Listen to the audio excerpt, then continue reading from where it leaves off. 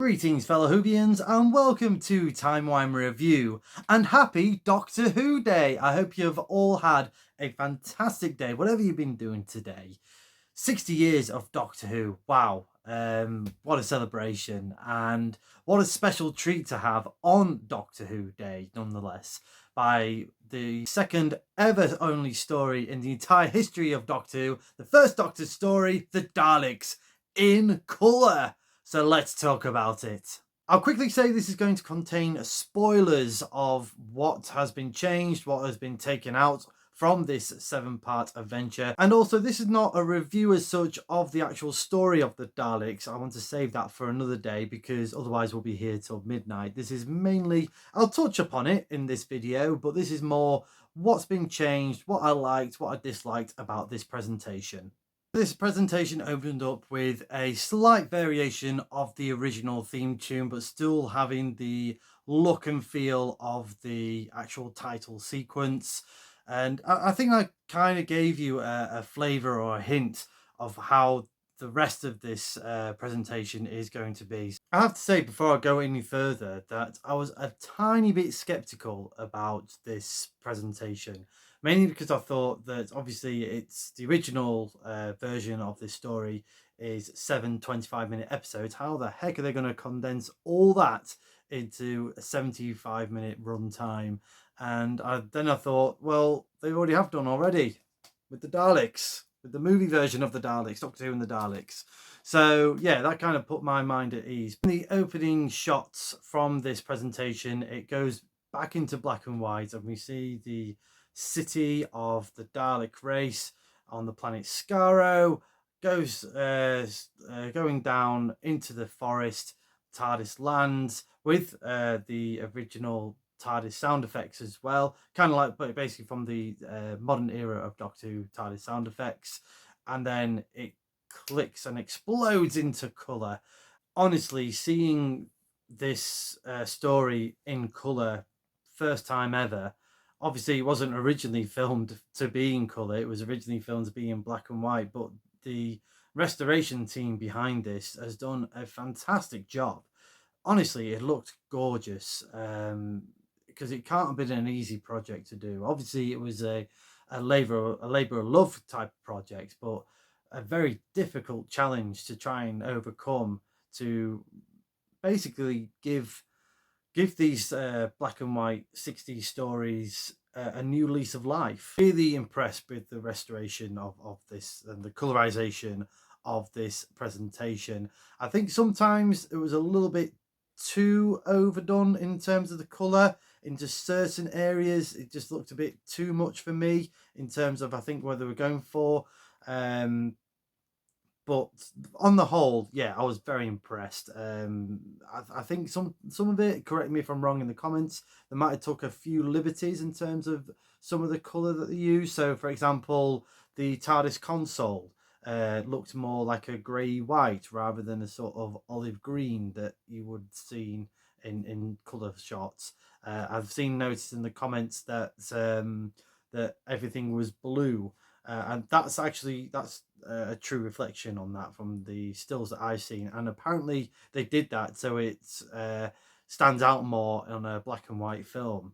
The one thing they couldn't get away from really, which I would say it doesn't stand out as much in black and white than it does in color, is the background set. So when the TARDIS crew are exploring the city in those corridors, and obviously you have like the painted on sets to make it look like this corridor goes on for miles. You can clearly see that that's kind of like a backdrop rather than actual extended corridors. Let's talk about the Daleks, because again, this is the story that I would say put Doctor Who on the map. They didn't have anything else. Bit of backstory here, that obviously the first story, An Unearthly Child, was successful. It did okay, but nowhere near the success that I think the higher ups in the BBC really wanted it to be. So, you know, it was getting to the point where they were really going to pull the plug on this show. And then just by pure accident, this is the only story that they had going for it, which was totally against Sidney Newman's remit of Bug-Eyed Monsters, but Verity pushed for this, managed to get this produced and broadcast, and the rest, they say, is history, because I think if it wasn't for this story, we certainly wouldn't be talking about Doctor Who. It was nice to hear some new dialogue. It wasn't credited at the end of this presentation, but I'm sure that David Graham did come back to do some additional voice work for the Daleks. So it's pretty cool that he did come back. He's an absolute voice legend in the world of Doctor Who and other shows such as Thunderbirds. It was pretty cool that apparently he did come back for this. And Nicholas Briggs also had some voice work to do in this presentation. He was filling in some of the Dalek voices, some new dialogue for the Daleks to basically change the slight sort of narrative to fit that 75-minute runtime. It was pretty cool that at one scene we did have Nicholas Briggs and David Graham talking to each other as Daleks. We also had some added sound and visual effects. So, for example, we hear the TARDIS doors open and closing when they're going in and out. A lot of various sort of sound effects sort of from the Dalek city and inside the sort of main base. I'm sure some of it came from the 60s movie of Doctor Who and the Daleks, as well as a bit of a tribute, I think. And also we had some visual effects in terms of the city of Skaro, the TARDIS at the end sort of being more like a sort of CGI, kind of like a bit of an animated model of that, with it dematerializing at the end of the show.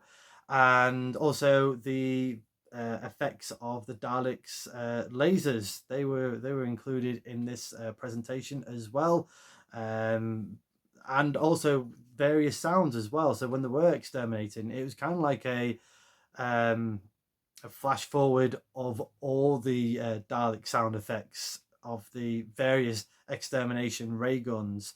I heard some from Genesis of the Daleks, Resurrection of the Daleks, I think one from Remembrance as well as the ones that you hear more familiar in the modern era of Doctor Who.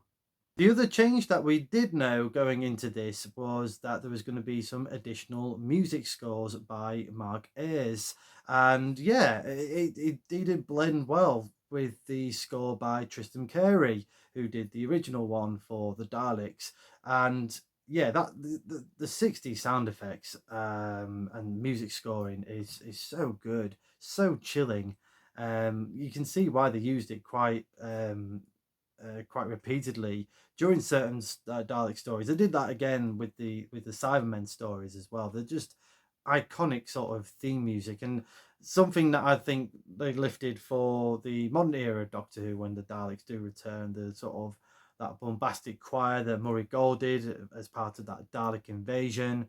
We've heard that quite a few times over the series as well, and just sort of a few little cues as well when the Daleks appear on screen in the modern era of Doctor Who. But here, it worked quite well. Some of it, I will have to admit, some of the music scoring did kind of drown out some of the more serious, darker scenes for the Daleks. And that's the same with the colour as well. That's the one sort of minor nitpick I would say about this presentation, is that some of it, either sort of the colorization of the story or the additional music score, it did lose some of the original the Daleks atmosphere that they had for this story, that that really makes it all the more creepy. Obviously, this is a 25-minute episodes adventure streamed down to a 75-minute presentation, and my gosh, that must have been a challenge. Like I said earlier, the difference with obviously the Doctor Who movie is that they adapted the screenplay to an 80-minute movie, so they can change any dialogues and sort of just fit that narrative to that runtime, where here they had to fit the narrative with the material that they they only had. They can't, they can do a few additional voices for the Daleks to help with that narrative, but they couldn't do anything else with it.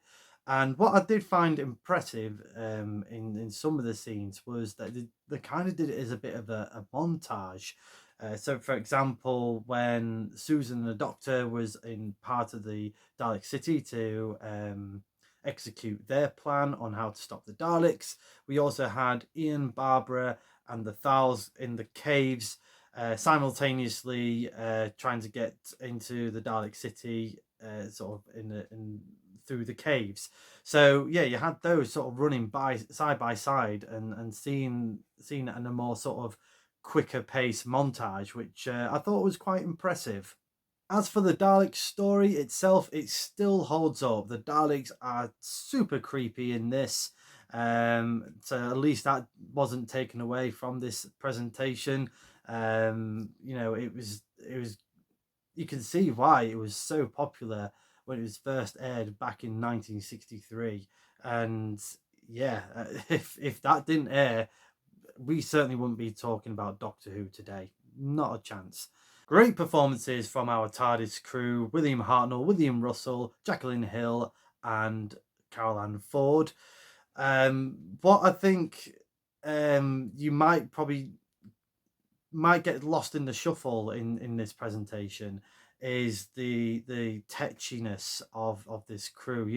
They're sort of bound together by a complete accident, with the TARDIS being sent off into time and space, and the Doctor doesn't know how to control it to get Ian and Barbara back to Earth, as established in An Unearthly Child.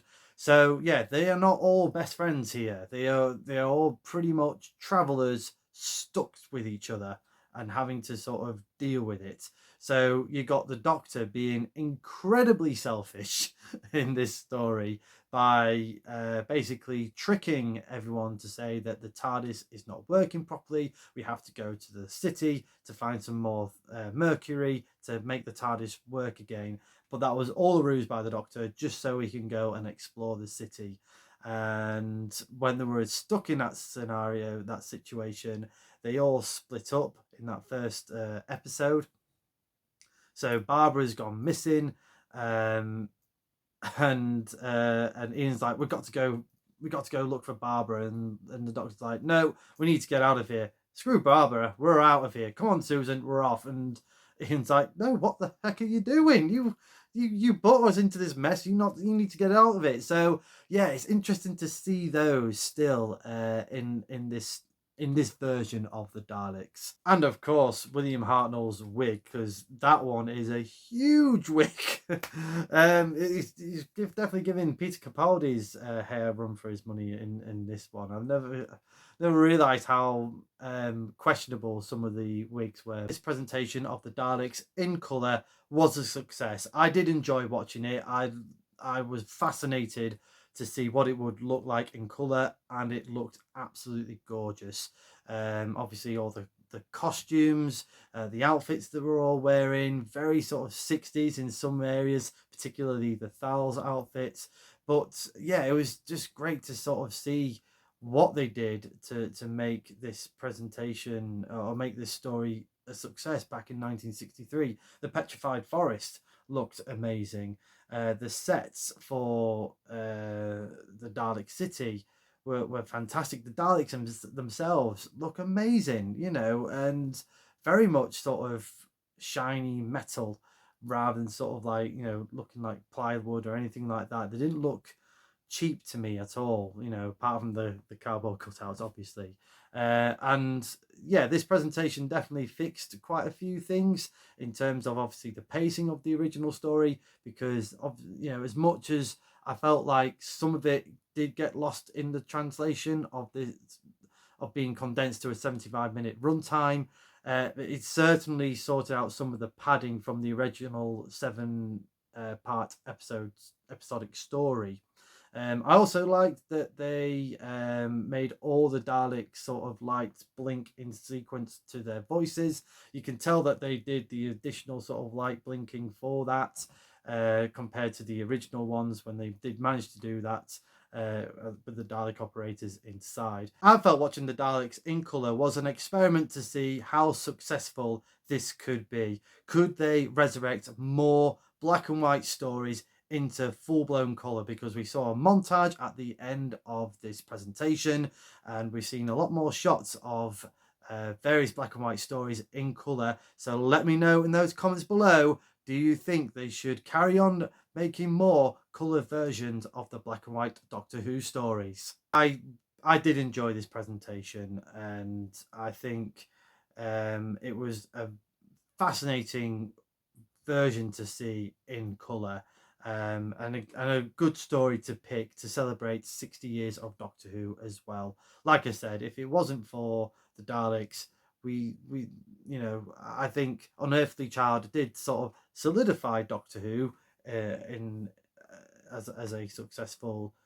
TV show, but the Daleks really put Doctor Who on the map and become this juggernaut that we're still talking about today, 60 years later. I do think there's definitely improvements to be made in terms of the colour saturation in some scenes for the Daleks, and I think the music score did go a bit too heavy at times. It just lost that atmosphere that was so well created with these black and white stories, and I think that will definitely get lost in translation if you carried on doing it in that sort of style.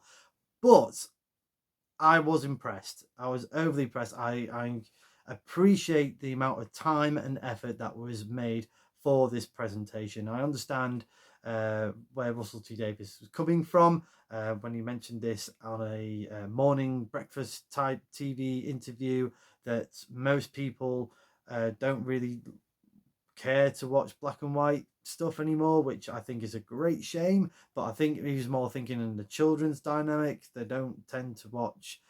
Some people are just less appealed with black and white than they are in colour. So if this is going to give a new lease of life to Doctor Who, as particularly the 60s black and white stories, then fine. Yeah, I'm very happy for them to carry on doing more colour versions of these stories.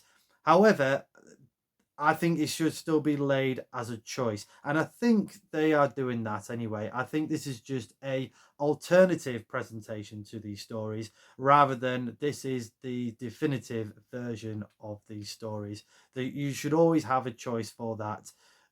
Similar to the debates that's always ongoing with the Star Wars trilogy special edition. Know in the comments below your thoughts to the Daleks in colour. Did you enjoy this presentation? Was there things that you did like or dislike about this presentation? I would love to know. And also, what did you do today on Doctor Who Day? Thank you very much for watching. I hope you've enjoyed this review. If you have, please like, share and subscribe. Hit the close bell for more notifications. Come say hello and follow me on Facebook and X. And do check out my other fantastic Doctor Who content on the Timey Wimey Review TikTok page, right here on the Timey Wimey Review YouTube channel. Lots of content on both of those channels. Please do check them out, and a lot more coming soon as well. But again, thank you very much for watching. Thank you so much for supporting this channel. I've had a lot more increase in viewerships, comments, likes, subscriptions. So please carry on with that. And a special thanks to Mrs. Timey Wimey Review for these awesome lounge pants that I was wearing for Doctor Who Day this evening. Absolutely love them, and I love you. But again, everyone else, thanks for watching. And as a good doctor once said, always seek the truth.